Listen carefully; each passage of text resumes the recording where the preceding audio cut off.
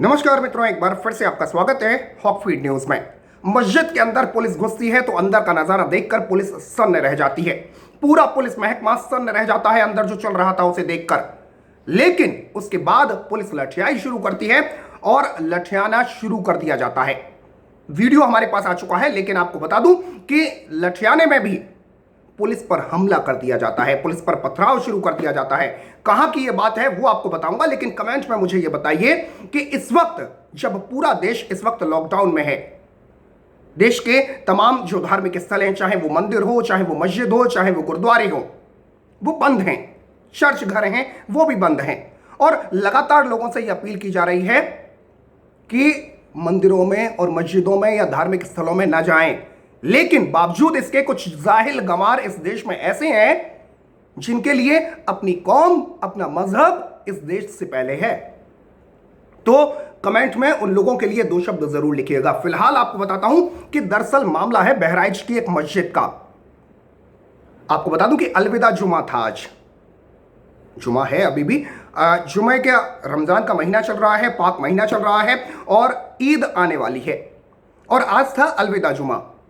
लेकिन तमाम सार्वजनिक मंचों से यह अपील की गई मुस्लिम धर्मगुरुओं द्वारा कि सार्वजनिक नमाज के लिए इकट्ठा ना हुआ जाए। हालांकि कुछ जाहिल गंवार इस बात को नहीं मानते हैं। आपको बता दूं कि जो तमाम लोग हैं, दिल्ली के सीएम अरविंद केजरीवाल से मांग की गई कि ईदगाह खोल दी जाए ईद की नमाज के लिए। कर्नाटक में कांग्रेस के एक नेता ने मांग कर डाली कि भाई मस्जिदें खोल दी जाए। यूपी में supreme court, Allahabad high court तक मामला पहुंच गया है। लेकिन सवाल इस बात का है कि जब नवदुर्गों में मंदिर बंद रह सकते हैं, जब रामनवमी पर मंदिर बंद रह सकते हैं, तो क्या जुमे में या जो ईद है, ईद पर मस्जिदें बंद नहीं रह सकती? कहा यह जाता है कि हम एक स्पेशल नमाज होती है, वो नमाज जो है वो मस्जिदों में ही अदा की जाती है। लेकिन मुस्लिम धर्मगुरुओं ने, यहां तक कि देवबंद ने यह अपील की है कि जो भी नमाज है आप घर पर अदा करें और अल्लाह आपको माफ कर देगा अगर आप नमाज अदा नहीं कर पाते हैं तो। लेकिन नहीं माना जा रहा है, फैसले को नहीं माना जा रहा है, किसी की नहीं सुनी जा रही है। दरअसल आपको बता दूं कि बहराइच की एक मस्जिद में सामूहिक रूप से अलविदा जुमा की नमाज अदा की गई और जब पुलिस अंदर पहुंचती है तो नमाजियों ने जो है पुलिस पर ही हमला कर दिया। हालांकि पुलिस ने भी लठियाई शुरू की और ये यूपी पुलिस है, आप जानते हैं योगी की पुलिस है, ये लठियाती है। वीडियो भी आपको दिखाऊंगा, लेकिन ज्यादा समय नहीं लूंगा, वीडियो भी दिखाऊंगा। लेकिन उससे पहले आपको बता दूं कि इस पथराव में 2 पुलिसकर्मी गंभीर रूप से घायल हो गए हैं। पुलिस पर जो पथराव किया जा रहा है, आपको बता दूं कि खबरें ये आ रही हैं कि बहराइच जिले के हुजूरपुर थाना क्षेत्र के गांव कटका की शौकन मस्जिद में आज जुमा भी है। शुक्रवार को रमजान की अलविदा नमाज अदा करने बड़ी संख्या में लोग एकत्र हो गए। मस्जिद के पास ड्यूटी पर तैनात सिपाही राम प्रवेश और विनय कुमार ने इन लोगों को लॉकडाउन का हवाला देकर जब रोकने की कोशिश की तो पुलिस वालों पर ही हमला कर दिया और इसी बात को लेकर ये पुलिसकर्मियों से उलझ गए और देखते ही देखते पुलिसकर्मियों पर पथराव शुरू कर देते हैं। लोगों की इस भीड़ में आपको जानकर आप चौंक जाएंगे। लोगों की इस भीड़ में महिलाएं भी शामिल थीं, मतलब महिलाएं भी पथराव कर रही थी, पत्थर फेंक रही थी। इस दौरान किसी तरह दोनों पुलिसकर्मियों ने मौके से भागकर अपनी जान बचाई और घटना से आला अधिकारियों को अवगत कराया। पुलिस पर आपको बता दूं कि हमले की सूचना मिलते ही पुलिस फोर्स पहुंच जाती है भारी मात्रा में। उसके बाद फिलहाल गांव में जो है हालात जो है वो तनावपूर्ण है। पुलिस ने कार्रवाई करते हुए मौके से 13 आरोपियों को इस वक्त हिरासत में ले लिया है और इसके बाद एसपी विपिन मिश्रा, एएसपी और सीओ ने घटनास्थल का जायजा लिया है। एसपी विपिन मिश्रा से जो बात हुई है हमारी, तो उसके मुताबिक आपको बता दूं कि पुलिस पर पथराव करने के आरोप में 13 लोगों को हिरासत में लिया गया है और जिनमें 4 महिलाएं भी शामिल हैं। माहौल को देखते हुए फिलहाल गांव में पुलिस फोर्स के साथ पीएसी की तैनाती भी कर दी गई है। यानी अब ये अगर हरकत करेंगे तो इनको तोड़ दिया जाएगा। अब सोचिए इस देश में आखिर चल क्या रहा है। एक तरफ रामनवमी पर मंदिर बंद रहे थे, अपील की गई कि भाई रामनवमी में जो भगवान राम की जो जन्मस्थली है अयोध्या तक में भीड़ इकट्ठी नहीं हुई। मंदिरों में आप देख रहे होंगे देश के जो तमाम मंदिर हैं वहां पर पूजा अर्चना हो रही है, लेकिन लोग नहीं पहुंच रहे हैं। क्योंकि लॉकडाउन चल रहा है।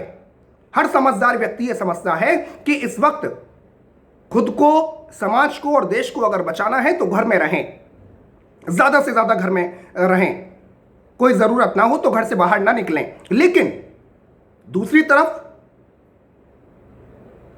कुछ मजहबी जिहादी, जिनको यह लगता है कि नहीं, आपने देखा होगा पिछले दिनों टिकटॉक पर कुछ वीडियो वायरल हुए थे,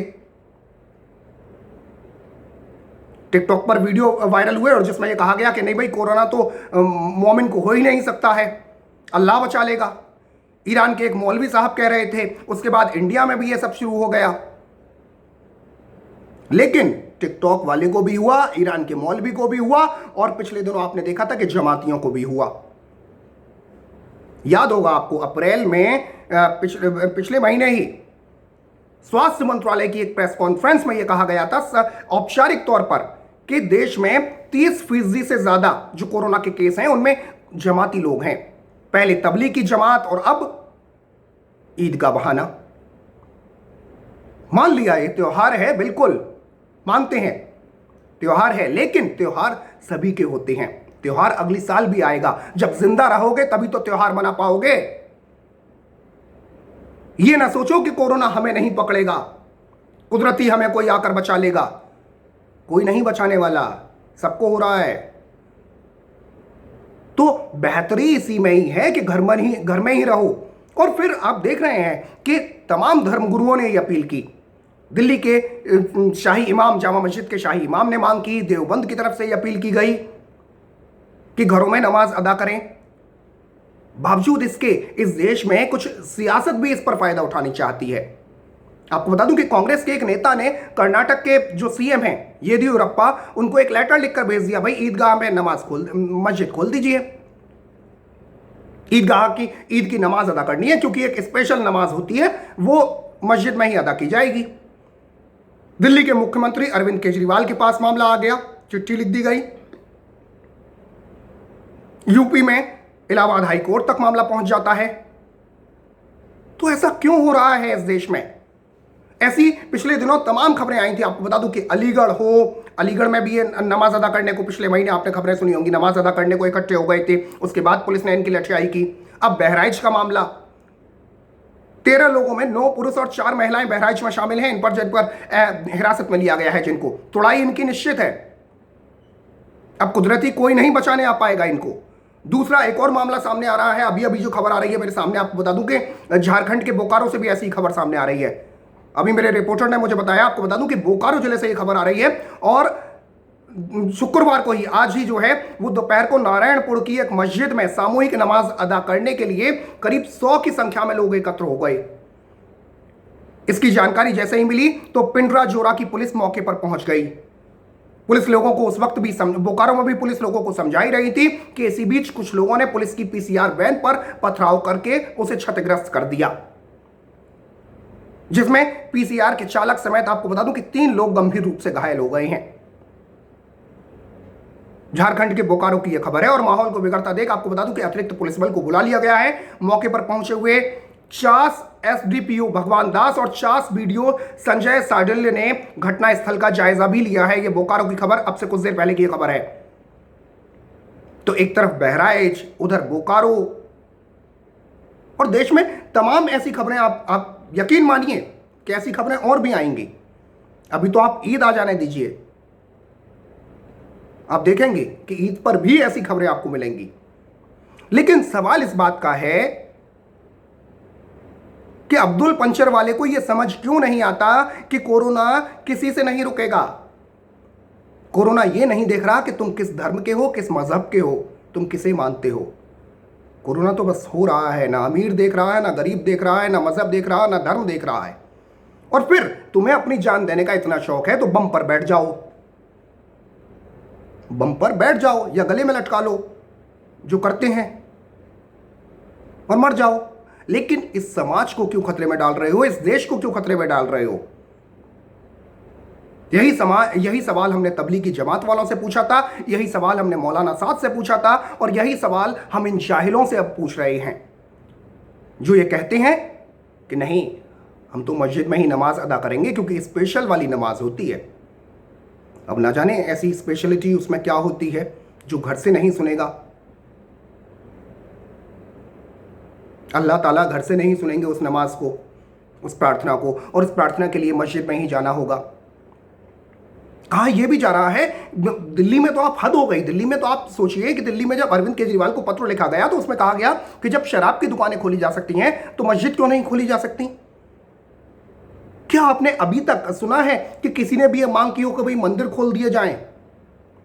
एक भी मांग किसी भी राजनेता ने, किसी भी हिंदू ने यह मांग की हो कि भाई वैष्णो देवी का मंदिर खोल दिया जाए या देश के जो अलग अलग मंदिर हैं वो खोल दिए जाएं? मांग की है क्या? नहीं, क्योंकि मजहबी कट्टरता सिर्फ एक तरफ है इस देश में। फिर भी ये कहा जाता है कि देश का जो बहुसंख्यक है वो अनपढ़ है, लेकिन अनपढ़ कौन है ये पूरा देश जानता है, पूरी दुनिया जानती है। तो मित्रों, इन जाहिलों की खबर को शेयर जरूर करना आज। साथ ही साथ देश हित से जुड़ा हुआ चैनल है, चैनल को सब्सक्राइब कर दीजिएगा और बराबर में जो बेल आइकन है, जो घंटी का निशान है, उसे जरूर दबा दीजिएगा। फिलहाल के लिए इतना ही। जय हिंद, जय भारत, जय श्री राम मित्रों।